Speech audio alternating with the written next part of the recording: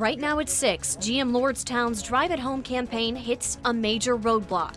General Motors says it will stop production of the Cruze starting next year. You can't drive it home, if you don't have a home to drive it to. Workers and union leaders are frustrated, but still hopeful. I'm not giving up hope that there is a chance for us to land some future product. But some local lawmakers say they have had enough. They don't care. They don't give a damn. It's pretty obvious. From today's announcement to its big impact on the valley, we're covering all the angles of this major story. First News at 6 starts now.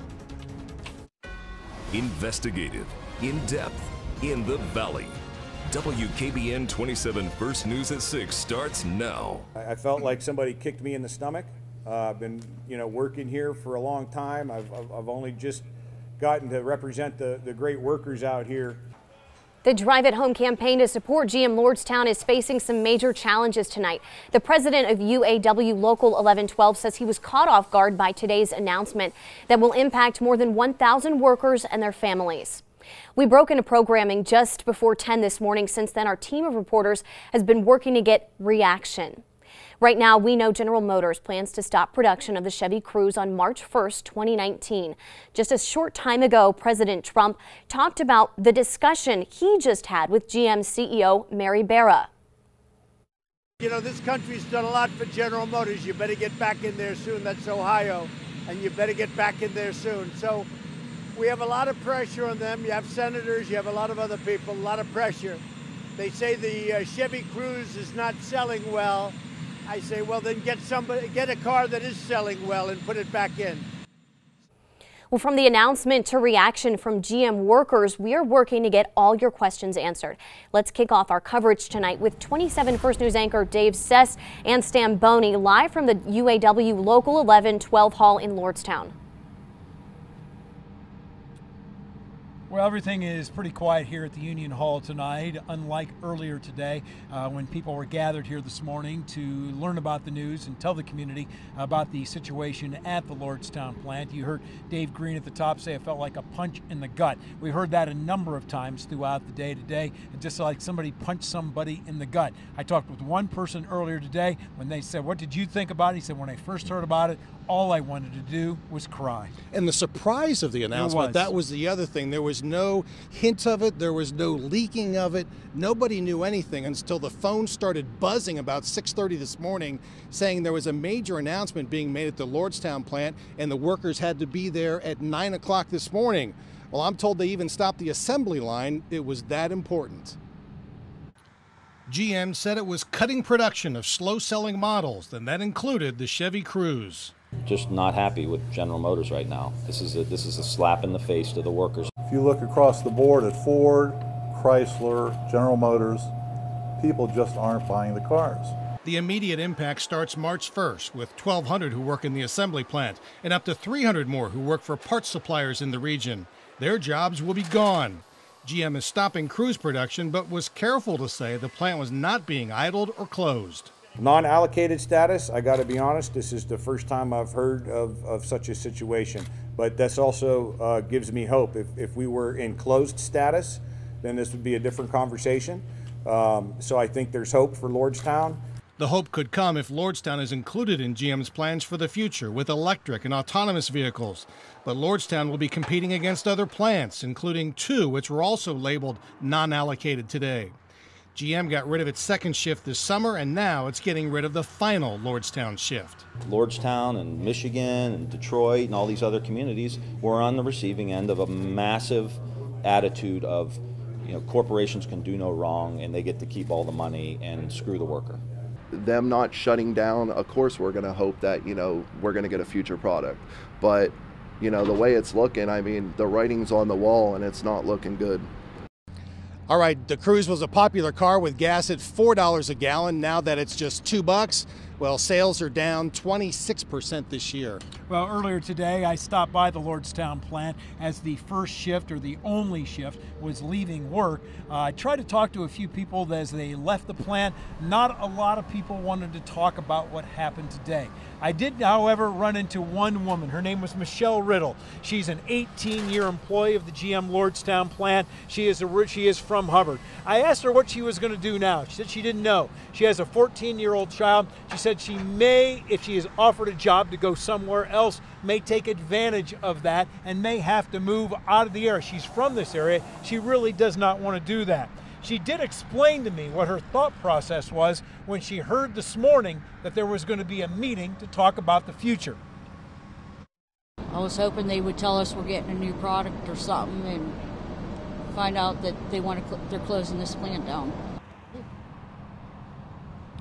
Now, I also asked her if she saw this coming, if she thought that there was even any chance that they would be announcing that there would be no car next year coming to the Lordstown plant. And at that point, she told me emphatically no, she did not see this one coming at all. She said it was just a quiet day in the Lordstown plant today. There wasn't a lot of talking after the announcement was made. Everybody just kind of went about their business, and not a lot of people said much at all. Of course, a big impact for the workers at the plant. Some say that it has an impact of for anywhere from 7 to 13 workers outside of the plant as well, and for towns and municipalities too. It is, and one of those is the Lordstown schools. They're going to have to be dealing with as well. And Nadine Grimley is standing by outside of the GM Lordstown plant to give us that side of this big story. Well, Dave and Stan, I've been texting Lordstown Local School Superintendent Terry Armstrong throughout the day. He's out of town today, but says his first thoughts are with the employees affected by this announcement and their families.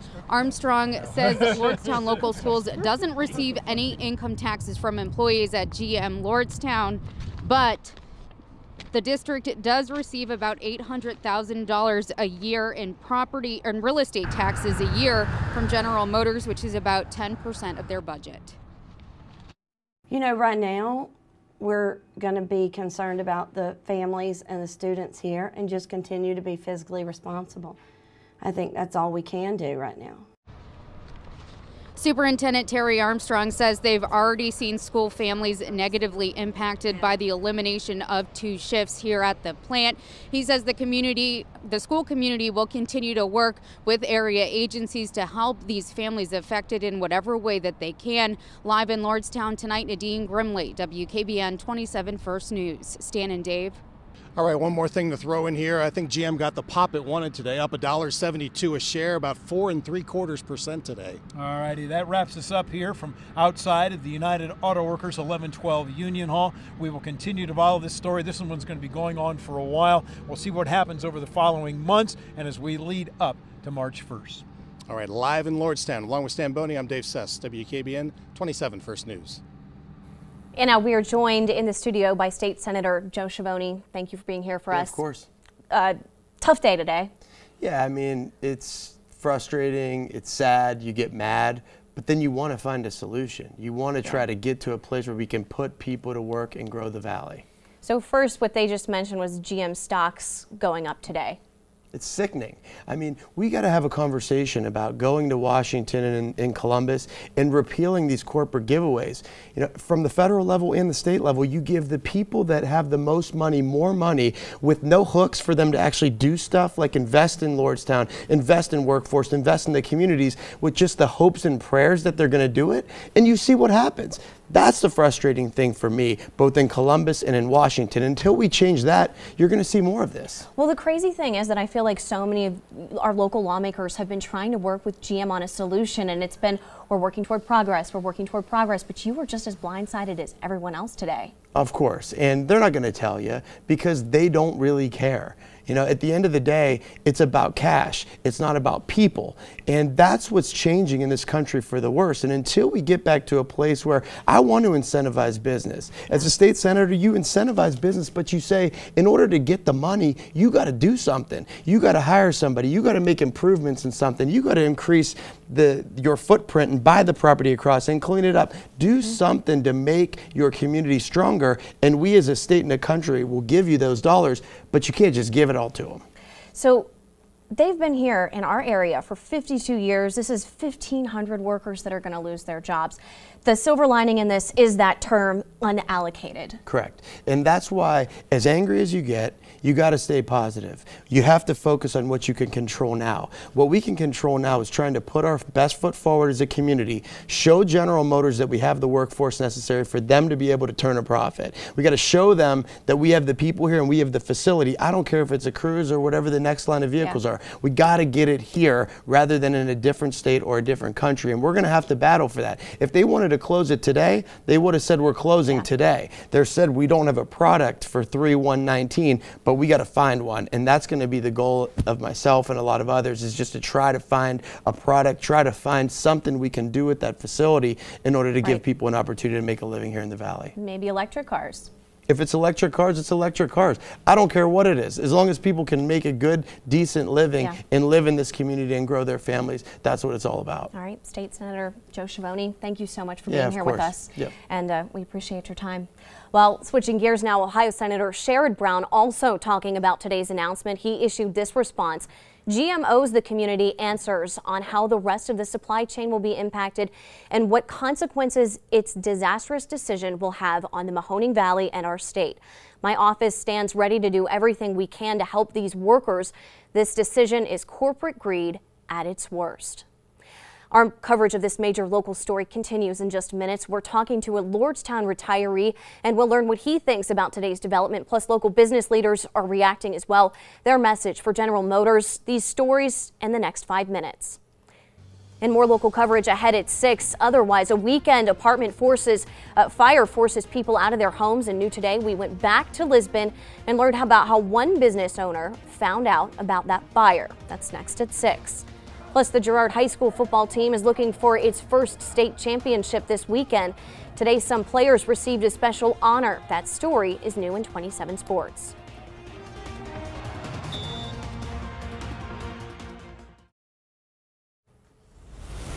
Continuing coverage right now of the Drive at Home campaign. Today's announcement from General Motors is impacting more than just current workers.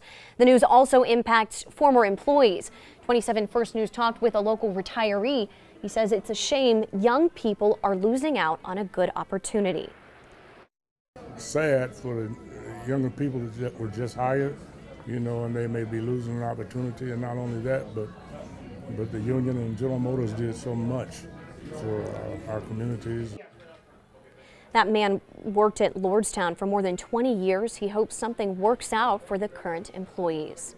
Today's announcement could have a long-standing impact on the Valley. First News talked to the president of the Youngstown-Warren Regional Chamber. He says they want to work with General Motors. We have opportunity here, and we want to be in the consideration, in the mix when they make a choice for investment. And the way we're going to do that and make sure that GM in particular understands that we're ready for that next investment is through a program like Drive at Home Ohio. Our coverage of this major local story continues online. There you will find updated information, and we also posted our 50 Years at Lordstown special. Just log on to WKBN.com. Now to a First News follow-up. 8 people without a home after an apartment fire in Lisbon early Sunday morning. The 208-year-old building on Market Street is a total loss. Serenity's Way is located right next door. The owner says she found out about the fire on Facebook. My whole life flashed before my eyes. This is my business. I've worked hard for this, you know. I just hurried up and threw some clothes on and ran to town and, you know, checked things out. When I got here, they already had it pretty well under control. Her name is Elaine Eiler. She says her business didn't suffer any major damage. She also thanked firefighters for their hard work. All right, talking about lake effect snow showers over the next few days. So a quick reminder where the snow belt is, because I'm going to mention the northern snow belt quite a bit in the next couple of minutes. That's northern Trumbull up into Ashtabula, Geauga, northern, northeastern Mercer County and Crawford counties. Southern snow belt working its way southward across parts of Mahoning County and northern Lawrence. Now, winter storm watches are up for Ashtabula, Geauga. Winter storm warnings up for Crawford County. Off to our north northeast. I point this out because this is new this year. This would traditionally be a lake effect snow watch or a warning. This year, those have converted to winter storm warnings. That's what we're dealing with over the next few days. Right now, we're dealing with rain showers mixing back to snow showers this evening. So it's going to be tough for any of that snow to accumulate on through this evening as temperatures stay just above freezing. The back edge of this initial round of showers will sweep through here later this evening, but later tonight, that's when the lake effect snows start moving in and the temperatures drop. So we'll see more likely accumulation on into tomorrow morning. So look at Future Tracker this evening. The risk of rain or snow showers, temperatures just barely above freezing. But as we drop into the upper 20s tonight, the lake effect snows will get going heavier to the north. Some of those trying to sneak in, especially north and east of the turnpike here across Trumbull and Mahoning counties, especially through that northern snow belt. And then tomorrow, the best chance of snow is up north in your traditional snow belt and points northward, although a few of those snow showers try to sneak southward. Can't rule out a snow shower or flurry as far south as parts of Columbiana County here into tomorrow. And then by tomorrow evening and tomorrow night, those snow showers continuing. So you can plainly see these are going to start adding up in spots, especially northeastern parts of Trumbull County, central, northeastern, and eastern parts of Mercer County, where 4 to 5 inches of possibility before this wraps up as we go on into Wednesday night into Thursday morning up north in parts of Ashtabula, Geauga, and Crawford counties, closer to a foot of snow a possibility. So temperatures tonight falling out of the 30s, still some gusty wind out there, and that'll continue through the night, down to 28 by morning, around an inch or less in most spots, 1 to 3 through that northern snow belt. Tomorrow, 32, your high temperature, still blustery. Scattered snow showers expected around an inch or less as we go through the snow belt, and then 2 to 3 into that northern portion of the snow belt. And you can add another 2 to 3 on top of that into tomorrow night. So spots across northern Trumbull, northeastern parts of Mercer County, 4 to 5 inches, not out of the question here by the time we get into Wednesday. Down in Columbiana County, you may be wondering where all the snow is. Well, it's going to stay mainly into the snow belt. Temperatures staying cold, low 30s on Tuesday and Wednesday. We should dry out by Thursday, but the next storm moves in Friday. This one's going to bring in some heat with it. We'll call it heat, upper 40s on Saturday and Sunday. Also bring that risk of showers around not only Friday, but into your Saturday to start the weekend. And it looks like those slightly warmer temperatures try to hold on through next Monday. So if you're traveling north here as we go into tonight, tomorrow, or tomorrow night, especially up toward Erie, Pennsylvania, Ashtabula, Geauga County, Middlefield area, they are going to see a lot of snow here by the time this adds up into early Thursday morning. And as far as us entering wettest years on record, we hit number 5 today. Wow. We're climbing that scale. 5th wettest year on record here. So we're adding up already above normal in snowfall this month. We're going to add to that too. Thanks, Paul. We'll be right back. We've got sports next.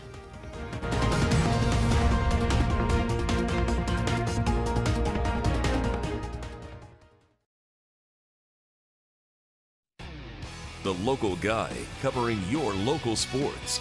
Ryan Allison on WKBN 27 First News. Hi everyone, the Girard football team will take the field this Saturday night competing for the first state championship in school history. They'll also have a couple of first team all-state players on their sideline. Today, the state announced and released the honors for Divisions 4 and 5, and Girard will have 2 on the first team squad. Quarterback Mark Wade, a no-brainer. In fact, he was Ohio's D4 Player of the Year last season. Probably should have been again this year. Wade is one of just 10 players in state history with over 10,000 yards passing. He's joined on the first team squad by senior lineman Jack Del Garbino, who was second team All-State last year in football and also a state champion wrestler. But they aren't the only local kids on the first team squad. Youngstown East lineman and YSU recruit Chris Fitzgerald made the cut, along with Hubbard's two-way star Lucas Masora and East Liverpool junior Nick Woodyard. As for Division 5, only one local player on the first team, and that is LeBray's all-time leading tackler, senior Riley McCleary.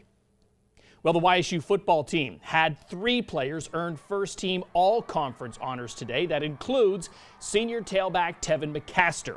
The Newcastle grad rushed for over 1,200 yards this season and scored 12 times. He finishes his college career at Youngstown State as one of the program's top 10 all-time leading rushers. This is the second year in a row McCaster has made the first team. He's joined by a couple of other seniors, offensive lineman Gavin Wiggins and long snapper Stephen Wetley. Penguins had 3 more on the second team squad. And finally tonight, Josh Donaldson's time in an Indians uniform is officially over. The free agent third baseman has reportedly agreed to a 1-year contract with the Atlanta Braves worth $23 million. That is a big number for a 1-year contract. Donaldson, of course, is a 3-time All-Star, a former MVP with the Blue Jays, but he played just 52 games last year because of injury. Indians thought he might be the difference in winning a World Series this year. Didn't work out, but the consolation prize, a $23 million contract, not too shabby. All right, yeah, can't really beat that. No. We'll be right back. All right, rain mixing into snow tonight. This is total snowfall through your Thursday morning. Notice the heaviest pinks and purples up into the northern snow belt of Geauga, Ashtabula, and Crawford, where more than a foot could fall. The heaviest snow locally, central and northeastern Mercer County. That all starts tonight. Fine. Cavs play tonight, and we announce our Trumbull County Player of the Year in Howland. We'll have that tonight at 11. And tonight at 11, the latest on the developments as GM announced it is stopping production of the cruise. We'll see you at 11. Have a good one.